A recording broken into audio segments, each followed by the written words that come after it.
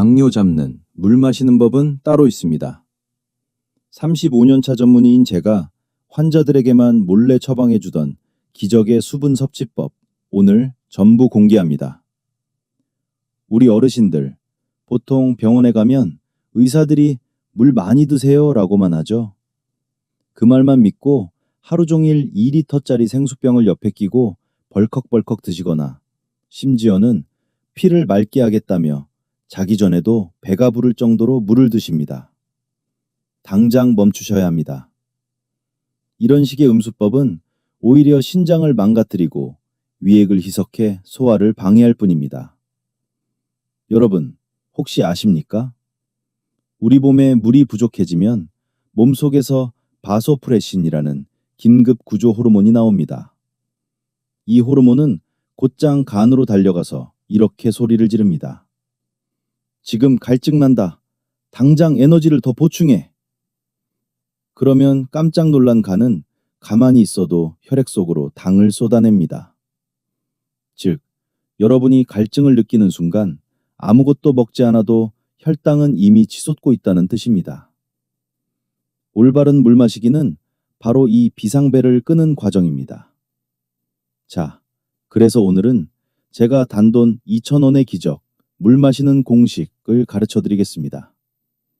물에 이 저렴한 재료 하나만 섞어보세요. 혈당 조절 효과가 3배는 더 강력해질 것입니다. 이 놀라운 물 마시는 법이 궁금하시다면 오늘 영상 절대 놓치지 마시고 끝까지 시청해주세요.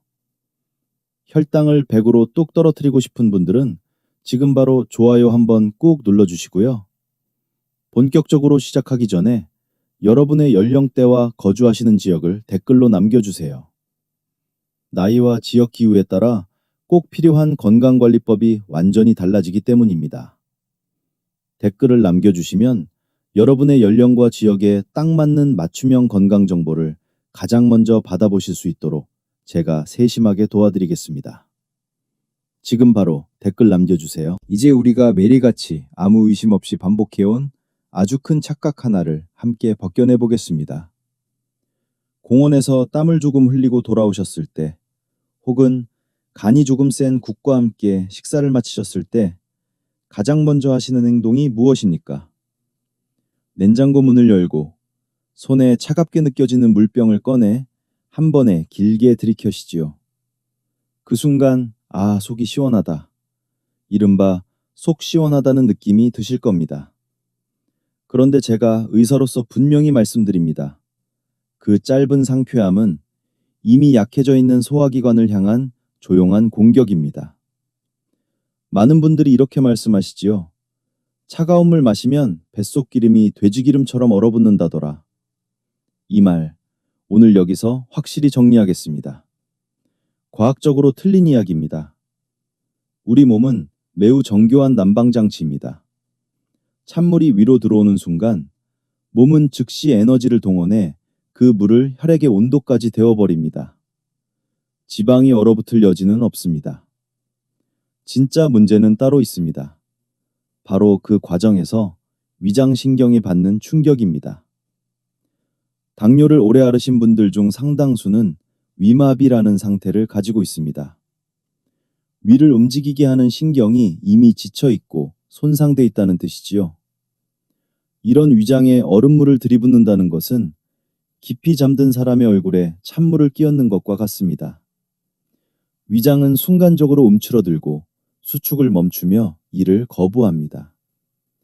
그 결과 음식은 위에 오래 정체되고 더부룩함과 소화 지연이 생기며 이 지연된 소화는 식후 혈당을 더 높고 더 길게 끌어올립니다.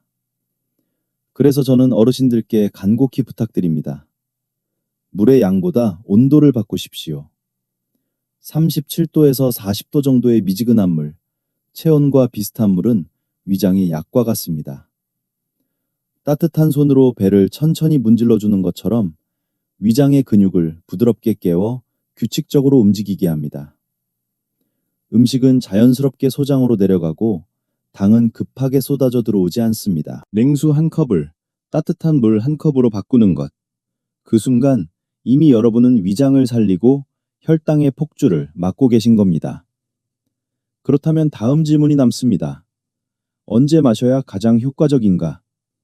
왜 제가 식사 30분 전 물 한 컵이 체중과 혈당을 동시에 바꾼다고 말하는지 이제 그 이야기를 이어가 보겠습니다. 바로 그 지점에서 다음 질문이 자연스럽게 이어집니다. 물이 따뜻해야 한다는 사실을 이해했다면 이제 남은 핵심은 언제 마셔야 혈당을 가장 효과적으로 낮출 수 있느냐는 문제입니다. 제 대답은 의외일 수 있지만 이것이야말로 가장 똑똑한 혈당 전략인 프리로딩입니다. 방법은 단순합니다. 식탁에 앉기 30분 전 300에서 500ml 정도의 따뜻한 물 한 컵을 먼저 마시는 것입니다. 왜 하필 30분이냐고요? 이 시간은 물이 위에 머물며 위벽을 부드럽게 들리고 위가 이미 어느 정도 찼다는 신호를 뇌에 보내기에 가장 이상적인 간격이기 때문입니다. 실제 연구에서도 이 방법을 실천한 사람들은 그렇지 않은 사람들에 비해 섭취 열량이 약 13% 줄었고 체중 감소 효과는 무려 44%더 높게 나타났습니다. 원리는 간단하지만 매우 과학적입니다. 위가 자연스럽게 팽창하면 뇌는 포만 신호를 먼저 받아들이게 되고 그 결과 밥상 앞에서 무의식적으로 공깃밥 양이 줄어들고 짠 반찬이나 탄수화물에 대한 욕구도 함께 낮아집니다. 억지로 참아서 덜 먹는 것이 아니라 몸이 스스로 이 정도면 충분하다고 판단하게 만드는 것이지요. 이것이 제가 수십 년간 환자분들께 강조해온 가장 부작용 없고 가장 자연스러운 혈당 조절 방법입니다. 오늘 점심부터 바로 적용해 보시기 바랍니다. 이 지점에서 반드시 짚고 넘어가야 할 한국인 특유의 식습관이 하나 있습니다. 바로 국밥처럼 밥에 국을 부어 함께 먹는 습관입니다. 많은 분들이 그래야 목 넘김이 편하다고 말씀하시지만 혈당 관점에서 보면 이것은 아주 위험한 선택입니다. 분명히 말씀드립니다. 식사 전에 마시는 따뜻한 물은 약이지만 식사 중에 밥에 국을 부어 먹는 행위는 혈당을 망가뜨리는 독에 가깝습니다. 이유는 간단합니다. 밥이 국물 속에 잠기면 씹는 횟수가 급격히 줄어듭니다. 씹지 않고 삼키는 순간 침 속의 소화 요소는 일할 기회를 잃고 위로 내려간 밥은 충분히 잘게 부서지지 않은 채 한꺼번에 쏟아져 들어갑니다. 동시에 국물은 위산을 희석시켜 소화 속도를 흐트러뜨리고 준비되지 않은 상태의 위장은 과부하에 걸립니다. 그 결과 탄수화물은 더 빠르고 무질서하게 흡수되고 식후 혈당은 화살처럼 치솟게 됩니다. 그래서 제가 늘 강조하는 원칙은 아주 단순합니다. 물은 식사 전에, 음식은 마른 상태로. 밥 한 숟갈, 반찬 한 젓가락을 입에 넣을 때마다 충분히 씹어 침과 섞이게 하십시오. 그 침 속 효소들이야말로 췌장을 대신해 일해주는 첫 번째 방어선입니다. 이렇게 먹는 습관 하나만 바꿔도 췌장은 쉴 수 있고 혈당의 급격한 파동은 눈에 띄게 줄어듭니다. 그렇다면 여기서 한 가지 더 궁금해지실 겁니다. 따뜻한 물만으로도 충분히 좋은데 만약 이 물에 값비싼 약이 아닌 마트에서 2,000원이면 살 수 있는 재료 하나를 더했을 때 혈당 조절 효과가 3배로 올라간다면 어떻겠습니까? 이제 그 비밀의 재료 이야기를 이어가 보겠습니다. 이제 앞에서 설명드린 모든 흐름이 하나로 모이는 지점입니다. 물의 온도와 타이밍을 바로잡았다면 그 다음 단계는 그 물에 무엇을 더하느냐입니다. 제가 말씀드리고 싶은 것은 비싼 인삼도 광고에서 떠드는 보조제도 아닙니다. 바로 사과 식초입니다. 대형마트 어디서나 2,000원 안팎이면 구할 수 있지만 원리를 알고 쓰면 약보다 더 강력해집니다. 사과 식초의 핵심은 아세트산입니다. 첫 번째 작용은 아주 직관적입니다. 아세트산은 전분을 포도당으로 분해하는 효소, 즉 알파글루코시다아제 브레이크를 겁니다.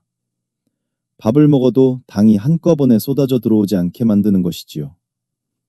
작용 원리만 놓고 보면 당뇨약 아카보스와 유사하지만 훨씬 완만하고 자연스럽습니다. 두 번째가 더 중요합니다. 아세트산은 지방세포와 근육세포 표면에 있는 GPR43 수용체를 자극합니다. 이 수용체는 스위치와 같습니다. 처지는 순간 몸에 이렇게 명령합니다. 지금은 저장할 때가 아니라 태울 때다. 그래서 식사 전에 따뜻한 물에 사과식초 한 티스푼을 넣어 마시면 같은 흰쌀밥이라도 소화 속도가 느려지고 혈당은 현미나 채소가 많은 비빔밥을 먹은 것처럼 천천히 올라갑니다. 단순한 민간요법이 아닙니다. 2025년 메타 분석에서도 사과식초는 공복 혈당을 평균 20초 30mg/dc를 낮추고 당화 혈색소를 약 0.9%까지 감소시키는 효과가 확인됐습니다. 체중 역시 8초 12주에 1토 2kg 정도 줄었고 허리둘레와 BMI 개선은 과체중이거나 제2형 당뇨 환자에서 더 뚜렷했습니다. 여기에 중성지방과 총콜레스테롤은 낮추고 좋은 콜레스테롤인 HDL은 올리는 변화까지 관찰됐습니다. 고령자에게 특히 의미 있는 점은 따로 있습니다. 산화 스트레스를 줄이고 장 운동을 부드럽게 도와 약 때문에 변비를 겪는 분들께도 부담이 적다는 사실입니다. 2023년 이란에서 진행된 제2형 당뇨 환자 연구에서 하루 사과식초 30ml를 8주간 꾸준히 섭취한 그룹은 당화혈색소가 9.21%에서 7.79%로 뚜렷하게 감소했고 체중과 허리둘레 역시 의미 있게 줄어들었습니다. 참가자들이 공통적으로 말한 변화는 아주 솔직했습니다. 배가 더 오래 찬 느낌이 들고 흰쌀밥이 예전만큼 당기지 않는다는 것이었습니다.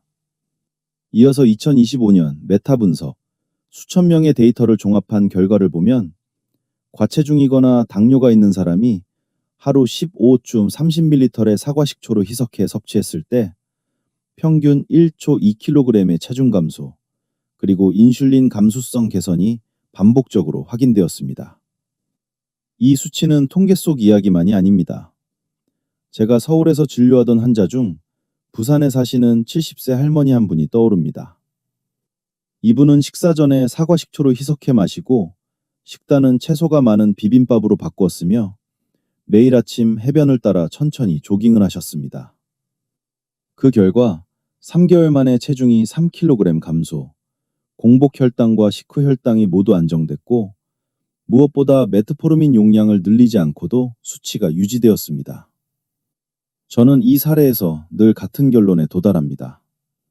사과식초가 기적을 만든 것이 아니라 혈당의 흐름을 늦추는 원리를 이해하고 생활 속에서 반복했기 때문에 결과가 따라온 것입니다. 따뜻한 물 250ml 한 컵에 유기농 사과식초 1티스푼, 대략 5에서 15ml 정도를 넣어 잘 저어주시고 가능하면 빨대를 사용해 치아의 범랑지를 보호하면서 드십시오. 시점은 늘 강조했듯이 식사 30분 전이 가장 이상적이며 한국 어르신들의 식생활에 맞춰 저지방 된장국이나 프로바이오틱스가 살아있는 김치와 함께 식단을 구성하면 혈당 안정 효과가 더 부드럽게 이어집니다. 다만 여기서 가장 중요한 경고를 드려야 합니다. 이 방법은 당뇨 초기나 혈당 조절이 필요한 분들께는 도움이 될 수 있지만 콩팥 기능이 떨어진 분들, 특히 고령의 당뇨 환자에게 흔한 만성 신부전, 고칼륨 혈증, 혹은 ACE 억제제나 ARB 계열 혈압약을 복용 중인 경우에는 반드시 주치의와 상의해야 합니다. 사과식초의 산성분은 상황에 따라 대사성 산증이나 칼륨 수치 상승을 유발할 수 있기 때문입니다. 그리고 절대 잊지 마십시오. 온액을 그대로 마시는 일은 없습니다. 사과식초는 약이 아니라 도구이며 희석해서 올바른 타이밍에 사용할 때만 몸을 돕습니다. 이 기본을 지키는 것이 고령의 몸을 보호하면서 혈당을 다루는 가장 안전한 출발선입니다. 앞의 방법이 아무리 좋아도 모두에게 맞을 수는 없다는 점에서 다음 선택지는 아주 자연스럽게 이어집니다. 실제로 많은 어르신들께서 신맛 자체를 힘들어하시거나 위가 예민해 사과식초의 산도를 견디지 못하는 경우가 적지 않습니다. 하지만 걱정하실 필요는 없습니다. 우리의 식탁과 마당에는 이미 오랜 세월 검증된 해답이 남아있기 때문입니다.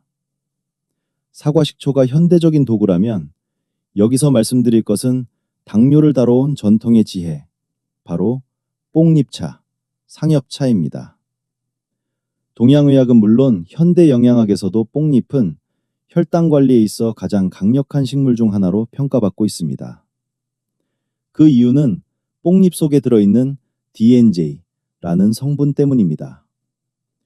이 물질은 소장에서 전분을 포도당으로 잘게 쪼개는 효소의 작동을 직접적으로 억제하는데 작용 방식이 서양의 당뇨약, 아카보스와 거의 동일합니다.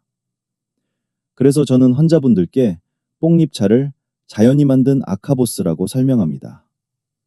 다만 여기에는 반드시 지켜야 할 황금 타이밍이 있습니다. 뽕잎차는 식사 직전 또는 식사 도중에 마셔야만 의미가 있습니다. 그래야만 막 들어온 밥과 함께 소장에 머물며 전분이 포도당으로 변하는 과정을 현장에서 직접 늦출 수 있기 때문입니다. 식사를 다 마치고 1시간쯤 지나서 마신 뽕잎차는 이미 혈당이 올라간 뒤이기 때문에 그때는 솔직히 말해 갈증 해소 이상의 역할을 하기는 어렵습니다. 뽕잎차의 가치는 맛이 아니라 타이밍과 위치, 바로 그 점에 있습니다. 앞에 두 가지 선택지를 이해했다면 이제 많은 분들이 궁금해하시고 또 오해하고 있는 재료 하나를 짚고 넘어가야 합니다. 바로 여주, 즉 쓴 오이입니다. 실제로 진료실에서 보면 물 대신 여주물을 끓여 하루 종일 드시는 어르신들이 적지 않습니다. 천연 인슐린이라더라는 말을 믿고 말이지요. 여기서 제가 분명히 정리해드리겠습니다. 여주는 분명히 좋은 식물입니다. 안에 들어있는 차란틴 성분은 혈당을 낮추는 데 도움을 주는 역할을 합니다. 하지만 문제는 역할의 위치입니다. 여주는 어디까지나 보조 역할, 말하자면 성실한 조수이지 치료의 방향을 결정하는 책임자는 아닙니다. 사과식초나 뽕잎차처럼 탄수화물의 흡수 자체를 직접적으로 조절하거나 약물 수준의 메커니즘으로 혈당을 관리하는 힘은 없습니다. 여주는 췌장을 부드럽게 도와주고 몸에 열을 내려주며 전반적인 컨디션을 정돈하는 데 의미가 있습니다. 그래서 마셔서 시원하다면 그것으로 충분히 좋습니다. 그러나 인터넷에서 떠도는 이야기처럼 여주만 믿고 당뇨약을 끊는 행동, 이것은 명백히 위험합니다.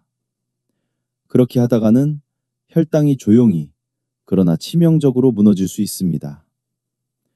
자연식품은 약을 대체하는 존재가 아니라 약이 제 역할을 하도록 옆에서 도와주는 존재라는 사실을 반드시 기억하셔야 합니다.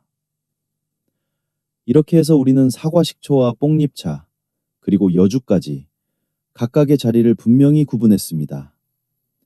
그런데 여기서 또 하나, 고령의 몸이 가진 아주 슬픈 함정이 등장합니다. 몸속은 이미 타들어가듯 탈수 상태인데도 정작 뇌는 아무 신호를 보내지 않는 현상, 바로 갈증의 역설입니다.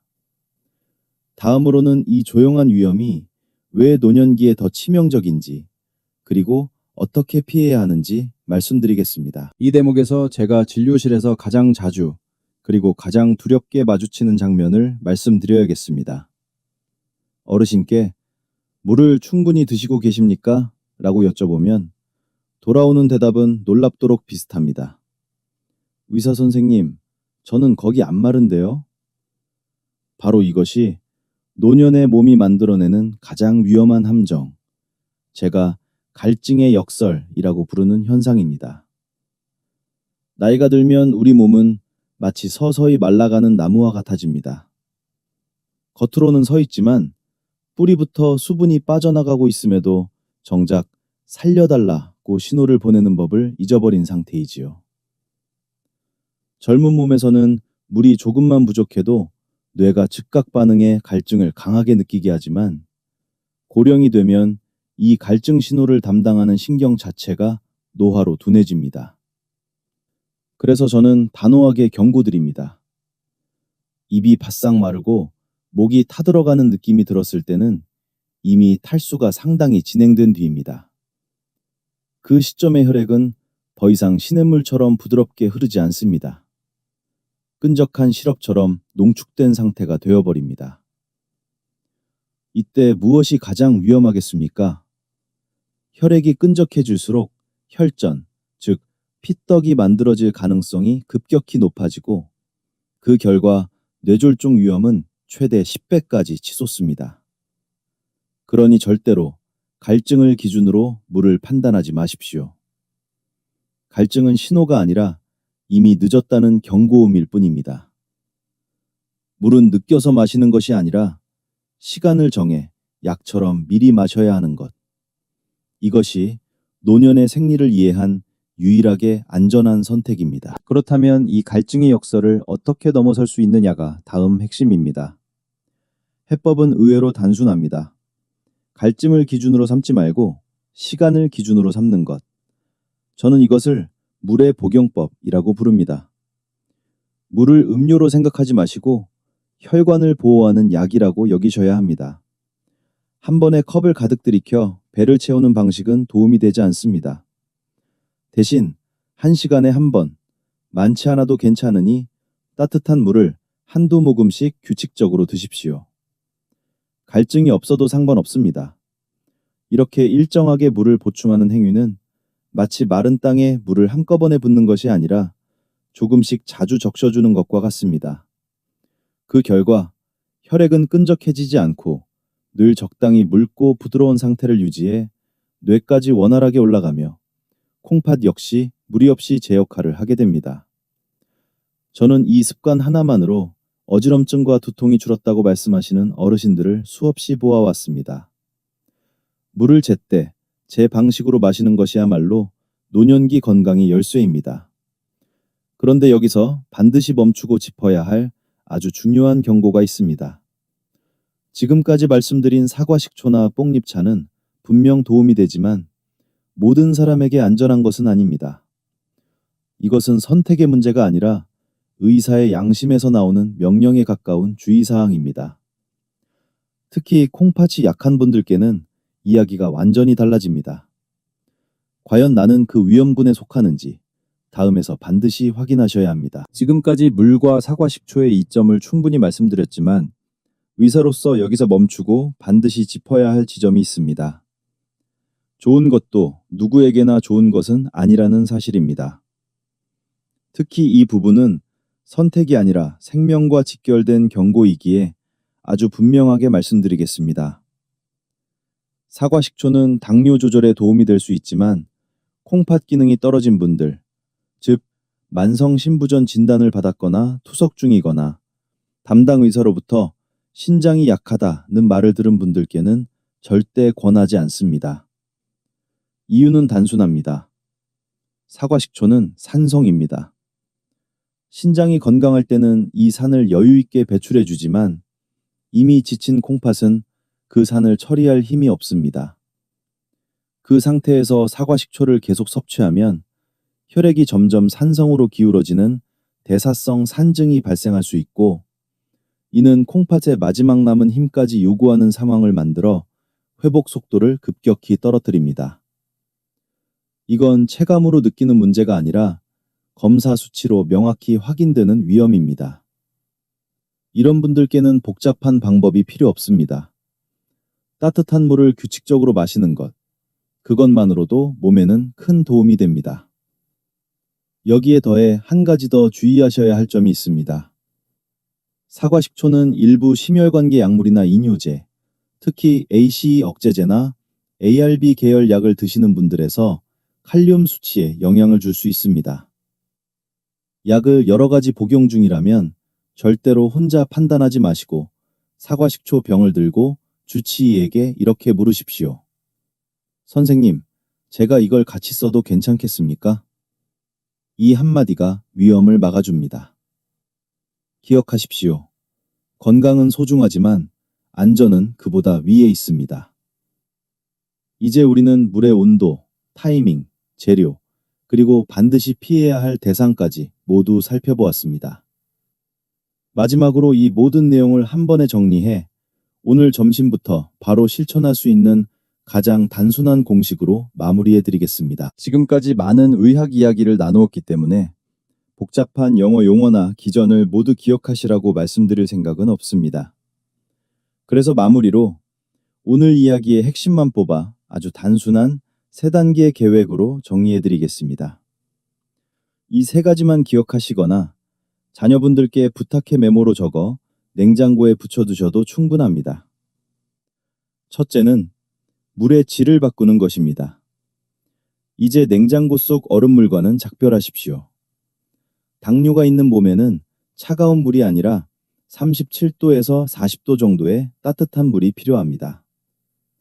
이 물은 위장을 놀라게 하지 않고 부드럽게 깨워주며 소화를 돕고 식후 혈당의 급상승을 막아주는 가장 기본적인 동반자입니다.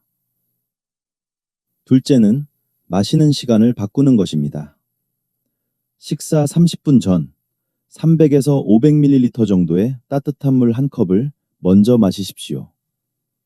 이 한 컵이 위에 여유를 만들어 주어 밥상 앞에서 자연스럽게 밥 양이 줄어듭니다. 콩팥이 건강하다는 전제하에 여기에 사과 식초 한 티스푼을 더해 빨대로 마신다면 혈당을 늦추는 브레이크 효과는 더욱 커집니다. 그리고 식사 중에는 국을 밥에 붓지 마십시오. 음식은 마른 상태로 천천히 씹는 것이 췌장을 지키는 길입니다. 셋째는 갈증에 대한 생각을 바꾸는 것입니다. 나이가 들면 몸은 갈증을 잘 느끼지 못합니다. 그러니 목마르다는 감각을 기다리지 마십시오.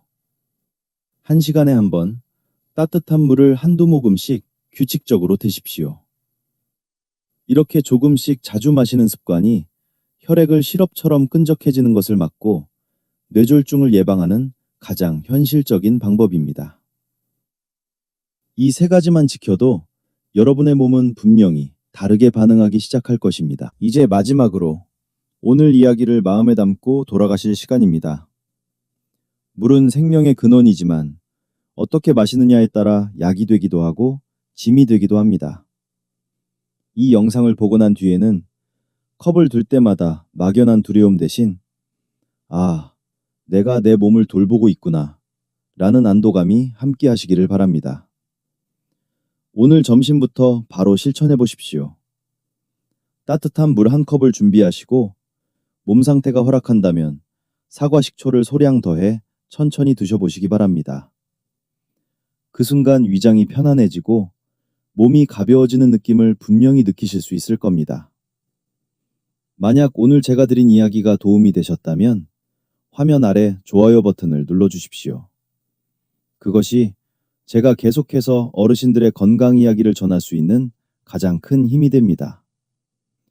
그리고 경로당의 친구분들, 이웃 어르신들께도 공유해 주신다면 그 작은 손짓 하나가 누군가의 췌장과 혈관을 살리는 계기가 될 수 있습니다.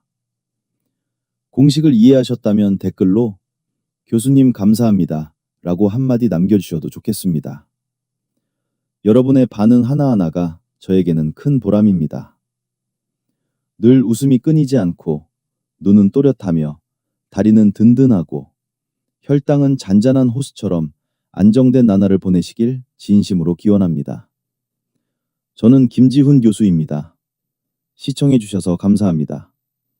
다음 시간에는 또 하나의 중요한 건강 비밀로 찾아뵙겠습니다. 마지막으로 중요한 면책고지를 분명히 말씀드리고 마무리하겠습니다.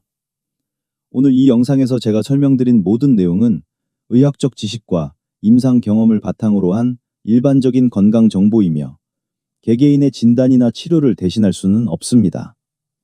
당뇨병, 고혈압, 신장질환, 심혈관 질환 등은 사람마다 상태와 단계가 다르기 때문에 약물 조절이나 식이생활 습관 변경은 반드시 담당 주치의와 상의한 후 결정하셔야 합니다.